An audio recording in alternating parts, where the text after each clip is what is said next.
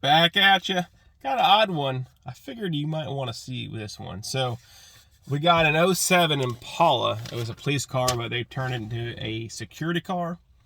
It was towed into us because the shop looked at it. They threw their hands up like, we're done. So I don't know why, but they put a PCM in it. I didn't ask them. All they said was, hey, we put a PCM in this car. We had someone come out, program it, and ever since it was programmed, the car will not start. It will crank. They said the fuel pump's not coming on, and there's a theft deterrent code in the computer. And they were correct. Fuel pump's not coming on, and there's a theft deterrent code.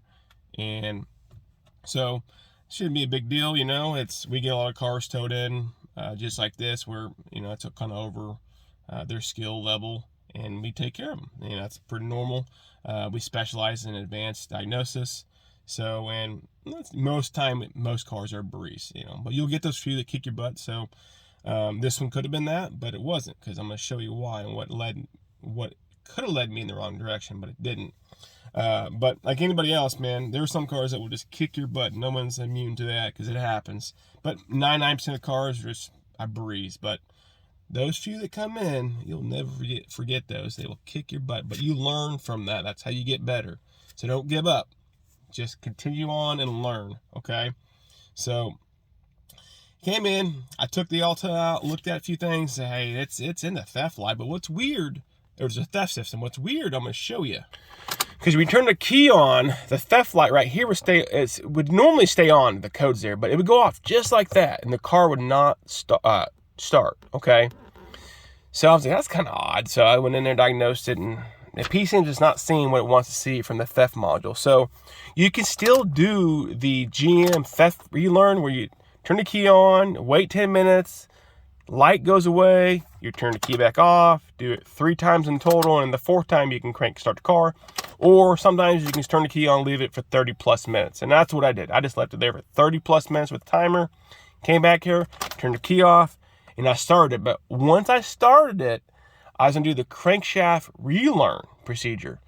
That's where it got weird. Let me show you what's going on. See these gauges just dropping out? Over here, you can't see, I don't know if it's a light, but all the gauges dropping out, and I got the Altel going in to communicate, to jump in and do it, and I can't communicate. And before I started the car, I can get in it. I'm like, oh, that's strange, you know. Before I start wasting a bunch of time, I've seen something very similar with the snap-on, but not like this, but just weird, just odd cases where you just prevent a car from starting, and you couldn't get in certain modules, or certain lights were on the dash, and it was a snap-on scan tool interfering. So I was like, you know, I'm gonna try something. So I was like, I'm gonna disconnect the dongle. So watch this. I'm gonna pull the dongle. Here we go. Dongle's out, and look, she is perfect. So, some reason the Altel and this PCM does not like each other, because it was throwing a code.